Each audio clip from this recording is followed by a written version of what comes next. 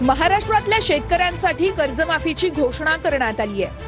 30 September 2025 पर्यंत कर्ज थकीत असणाऱ्या पात्र शेतकऱ्यांना 2 लाखांपर्यंतचं कर्ज माफ करण्यात आलंय।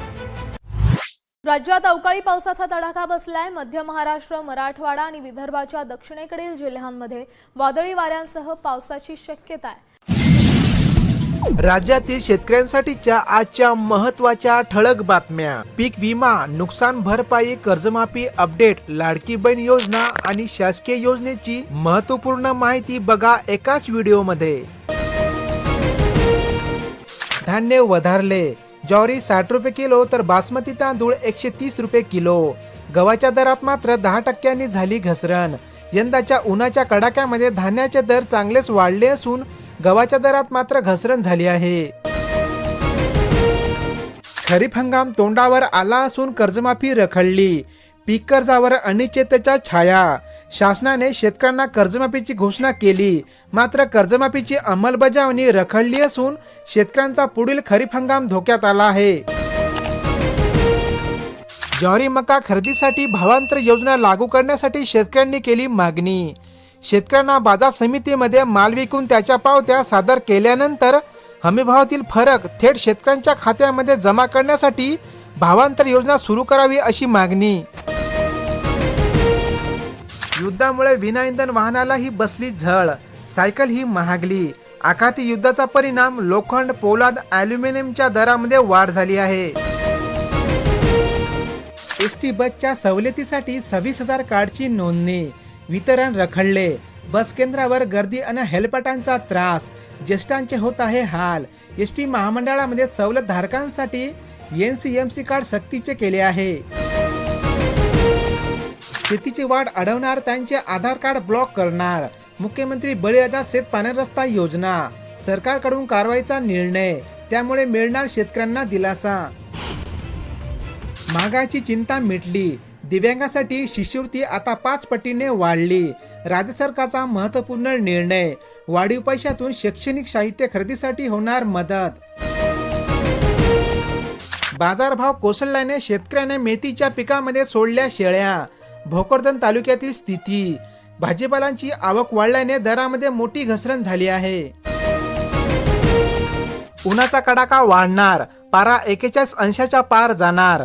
राज्यात उन्हाचा कडाका आता अधिक तीव्र होणार असून येत्या 7 दिवसांमध्ये सूर्य आग ओघणार असल्याची माहिती।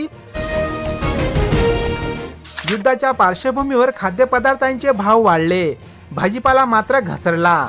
आखाती देशामध्ये सुरू असलेल्या युद्धामुळे बाजारपेठेत खाद्यपदार्थासह इतर साहित्यांचे भाव वाढले आहे।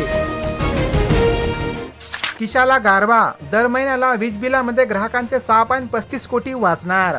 महावितरणाची योजना।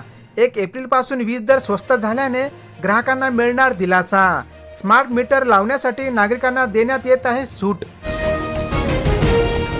पशु आहार महागल्याने दुग्ध व्यवसाय सापडला संकटात। शेतीला जोडधंदा म्हणून ओळखल्या जाणारा पशुपालक व्यवसाय सध्या अडचणीत सापडला असून जनावरांसाठी लागणारे ढेप, सरकी चाऱ्यांचे भाव वाढले आहे। फुलशेतीवर संकट। झेंडूला 10 ते 20 रुपये किलो भाव। शेतकऱ्यांनी थांबवली तोडणी। मार्च एप्रिल महिना लगनसरायचा असतो। यावेळी फुलांची मागणी चांगलीच असते, मात्र सध्या कृत्रिम फुलाचा वापर होत असल्या कारणाने झेंडू फुल शेती संकटात सापडली आहे। जिल्ह्यात रॉकेलची विक्री। लिटरला 62 रुपयांचा भाव। तालुक्याने हा कोटा ठरला। गॅस टंचाईच्या पार्श्वभूमीवर नागरिकांना रॉकेलचे वाटप करण्याचा निर्णय शासनाने घेतला आहे। महाराष्ट्रात 1,91,000 घरावर सौर पॅनल बसविले। स्थानिक स्वराज्य संस्थांना 19 कोटींचे बक्षीस। केंद्र सरकारच्या PM सूर्यघर मोफत वीज योजनेतून राज्यामध्ये मोठी गती येत आहे। होमब्रूज अद्याप बंदच। केवळ 5 जहाजांचीच वाहतूक सुरू।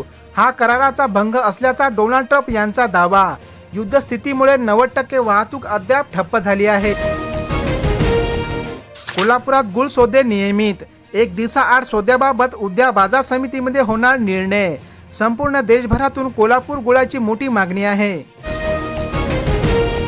आंब्यासाठी पीक संरक्षण वेळापत्रक तयार करणार। कृषी आयुक्तालयामध्ये झालेल्या बैठकीतील निर्णय। अनावश्यक निविष्ठांचा वापर टाळण्यासाठी द्राक्षाप्रमाणेच आंब्यासाठी देखील पीक संरक्षण वेळापत्रक लागू होणार. पेट्रोलमध्ये इथेनॉल वाढवण्याची मागणी, BAMIचा अहवाल. मात्र यंदाच्या मान्सूनवर एल निनोचे सावट असून शेती उत्पादन घटण्याची शक्यता व्यक्त होत आहे. राज्यातील अनेक जिल्ह्यांमध्ये सोयाबीनच्या दरात थोडीफार घट झाली आहे. राज्यातील विविध बाजार समितीमधील असणाऱ्या सोयाबीनचे आजचे दर तुम्ही या ठिकाणी बघू शकता. अहिल्यानगरला ज्वारीच्या आवकेत वाढ, दररोज प्रमाण 200 ते 300 क्विंटलची होत आहे आवक. ज्वारीची सध्या FAQ व नॉन FAQ अशा 2 प्रकारामध्ये खरेदी होत आहे.